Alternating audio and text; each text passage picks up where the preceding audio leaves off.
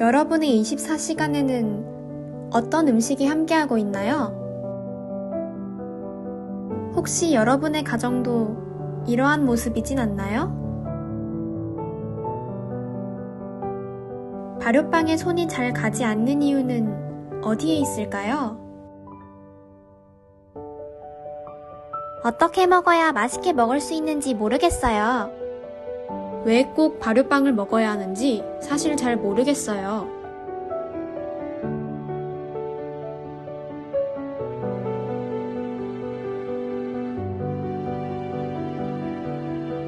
인류의 주식은 크게 쌀, 밀, 콩, 그리고 옥수수 등으로 나눠볼 수 있는데요.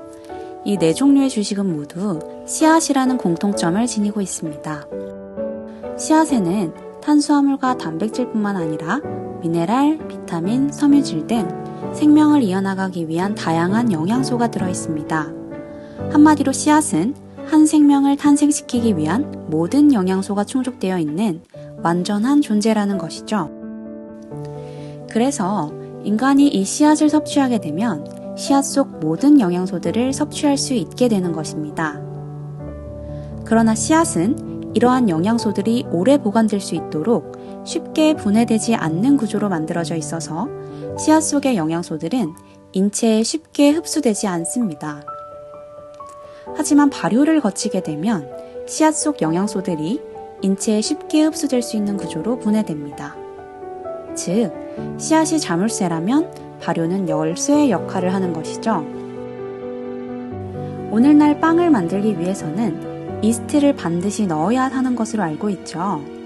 그런데 이 이스트는 1940년대 제2차 세계대전 당시 전쟁에 필요한 많은 식량을 단기간에 만들기 위해 개발된 것으로 만들어진 지는 채 100년도 되지 않았다고 합니다. 그렇다면 그 이전의 6000년이라는 시간 동안에는 이 이스트 없이 어떻게 빵을 만들어 왔을까요?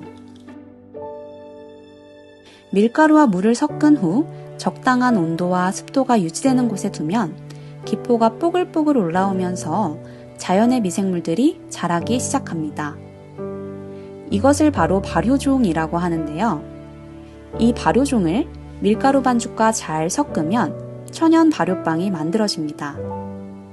인류는 이처럼 수천 년 동안 자연이 만들어주는 천연 발효종을 사용해 빵을 만들어 왔습니다. 이 발효종 안에는 다양한 효모와 박테리아가 공생하는데요. 이 발효 미생물들은 꽁꽁 갇혀있는 씨앗 속 영양분들을 우리 몸이 흡수하기 좋은 상태로 분해해줍니다. 그런데 1880년대에 들어서면서 빵의 역사에는 큰 변화가 일어나게 됩니다. 이전에는 밀알을 맷돌로 재분하는 방법밖에 없었기 때문에 밀의 껍질과 속을 분리할 방법이 없었습니다. 그러다 롤러 재분 방식이 도입된 후 껍질과 속을 분리한 흰 밀가루가 등장하게 됩니다. 사람들은 부드럽고 쫄깃한 흰 빵을 좋아했고 자연스레 흰 밀가루의 인기도 치솟게 됩니다. 그러나 흰 밀가루는 보기에 좋고 맛있어 보이지만 사실 유익한 영양분이 다 잘려나가 버렸기 때문에 더 이상 건강하지 않은 음식이 되어버렸습니다. 빵은 보다 저렴한 값에 빠른 속도로 대량 생산이 가능해졌지만 이와 동시에 많은 질병들이 확산되어 왔다는 것을 우리는 역사 속에서 볼 수 있습니다. 게다가 천연 발효종으로 빵을 만드는 데에 긴 시간이 소요되었기 때문에 천연 발효종에 있는 여러 효모종 중 가장 빠른 속도로 빵을 부풀게 해주는 한 종만을 배양해서 드라이 이스트를 만들게 되었습니다. 그러나 이 드라이 이스트에는 발효의 역할을 하고 있는 미생물이 대부분 빠져 있습니다. 따라서 빵은 더 이상 씨앗의 모든 영양분을 포함하고 있는 완전 식품이 아니라 흰 밀가루에 공기만 주입시킨 풍선과 같은 식품이 되어버린 거죠. 그렇기 때문에 우리는 자연 그대로의 방식을 따른 고대밀 천연 발효빵을 먹는 것입니다. 단순히 나의 입맛만을 생각하는 것이 아니라 내 몸이 좋아하는 음식을 먹어주어야 하지 않을까요? 그럼 이제 발효빵이 만들어지는 과정을 함께 살펴볼까요? 발효빵을 만드는 과정의 시작은 스타터와 함께 합니다. 이 스타터 안에는 20가지 이상의 효모와 50가지 이상의 박테리아가 공생합니다. 이 모든 미생물들이 밀의 영양분들을 소화하기 쉬운 상태로 분해해줍니다. 이 미생물들을 건강히 유지하기 위해서는 매일 좋은 밀가루와 깨끗한 물을 제공해 주어야 합니다. 밀알의 씨눈에는 좋은 기름 성분이 들어있기 때문에 갈아버린 후에는 산패가 진행됩니다. 따라서 가장 좋은 빵을 만들기 위해서는 빵을 만들기 직전에 밀알을 갈아주어야 합니다. 또한 가장 좋은 발효빵을 만들기 위해서는 고대로부터 유전자 변형이 되지 않은 원종을 사용해야 합니다. 재분을 한 밀가루, 물, 스타터, 소금을 골고루 섞어주는데 이 과정에서 글루텐이 형성되고 이 글루텐은 공기층을 잡아줄 수 있는 골격이 됩니다. 이렇게 반죽을 골고루 섞어주는 과정은 잘 부풀어 탄력 있는 빵을 만들어줄 뿐만 아니라 반죽이 잘 발효되는데 중요한 역할을 하기도 합니다. 이렇게 반죽을 해준 뒤에는 미생물들이 발효 과정을 진행할 수 있도록 시간을 줍니다.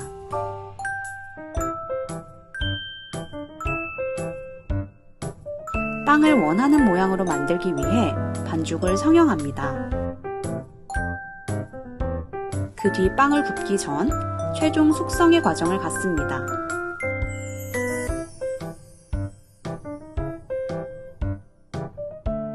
발효빵이 오븐 안에서 충분히 부풀 수 있도록 빵의 윗부분에 예리한 칼로 모양을 내줍니다.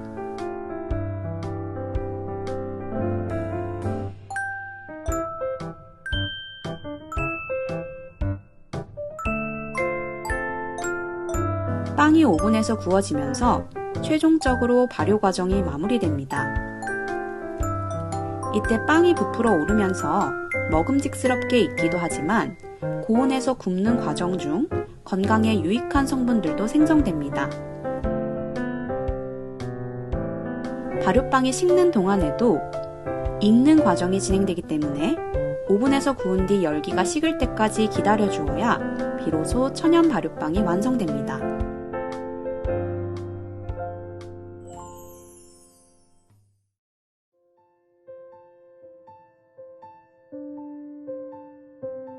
발효빵을 멀리한 이유가 맛있게 요리할 수 없어서였다면 이처럼 정성스런 과정을 거쳐 우리에게 온 발효빵을 맛있게 먹을 수 있는 방법을 알아볼까요?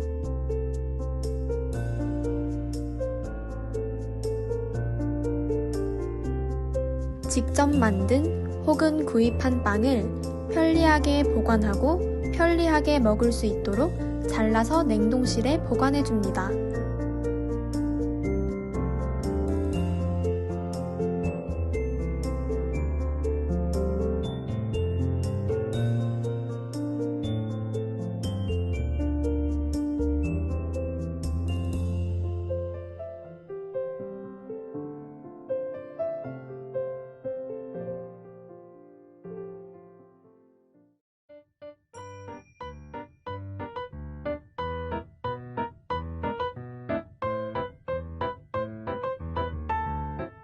발효빵에 곁들여 먹을 재료를 준비해줍니다.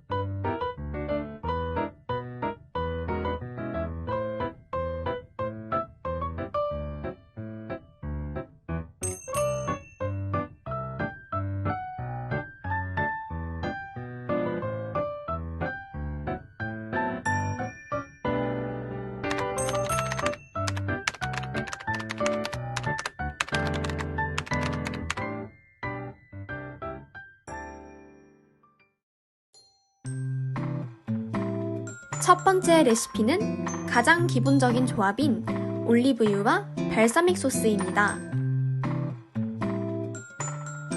발효빵과 올리브유, 발사믹 소스의 영양가를 그대로 느낄 수 있으며 부담스럽지 않게 간단히 먹을 수 있는 레시피입니다. 두 번째 레시피는 그릭 요거트와 사과 슬라이스를 올려 먹는 방법입니다.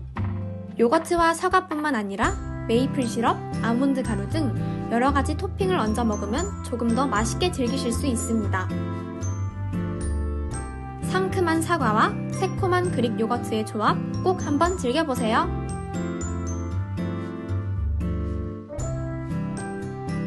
세 번째 레시피는 바로 샐러드입니다. 발효빵을 작게 조각내어 샐러드에 넣어 먹는 것인데요. 여러 종류의 야채와 함께 발효빵을 조금 더 건강하게 즐길 수 있습니다.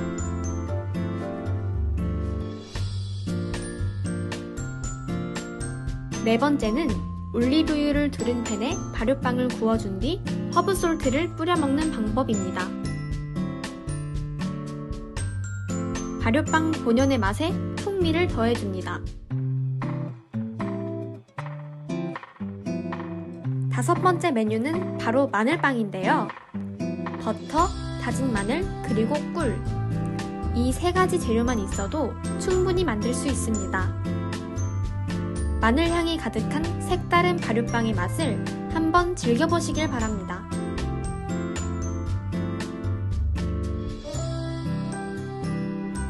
발효빵에 불고기?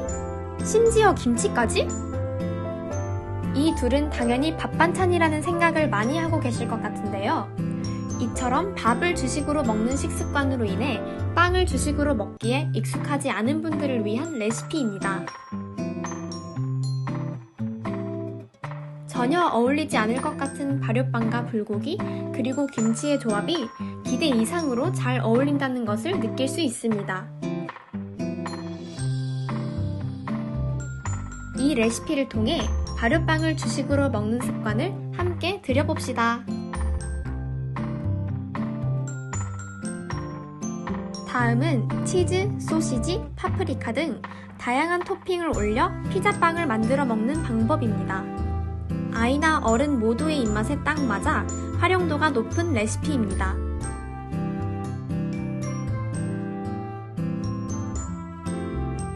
마지막 레시피는 바로 발효빵 샌드위치입니다. 기호에 따라 자유롭게 즐길 수 있어 가장 활용도가 높은 레시피입니다.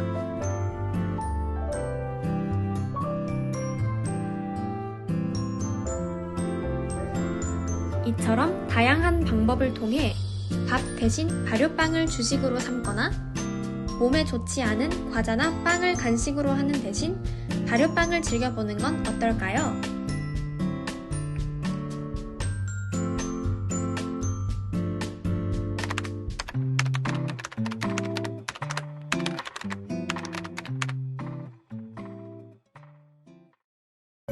발효빵을 먹으면 소화가 잘 되고 점심으로 먹으면 식곤증이 없어요. 그리고 몸이 무겁지 않아서 가벼운 느낌이 들어요.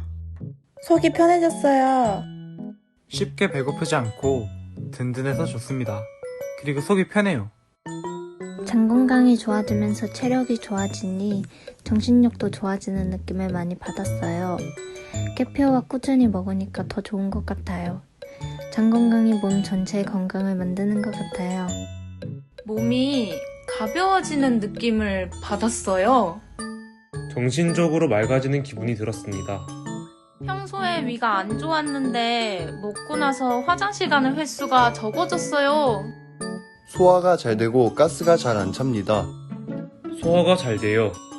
속이 안 불편해요. 위가 안 좋은데 위통이 많이 없어졌어요. 작년 한 해 정말 감사하게도 여건이 맞아 발효빵을 많이 먹었었는데 당시에는 자극적인 음식에 정말 마음이 하나도 가지 않았었고 그런 점에서 건강관리가 됐었는데 지금은 발효빵이 끊기고 다른 것들을 많이 먹다 보니 다른 음식 생각도 많이 나고 피부에도 문제가 생기는 것 같습니다.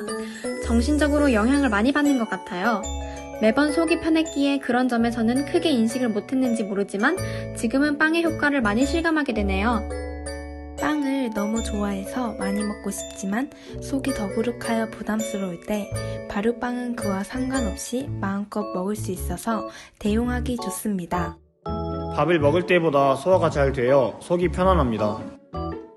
밥을 먹으면 속이 더부룩했었는데 빵을 먹은 날은 속이 편안함을 느꼈답니다. 만성 위장약으로 소화를 시키며 살아왔는데 작년 추석 때 무리한 후 약으로도 소화가 안 되면서 어지럼증이 동반되어 빵을 주식으로 먹기 시작했습니다. 지금은 한 번씩 쌀을 주식으로 먹어도 소화가 되는 걸 보니 회복이 된 듯합니다.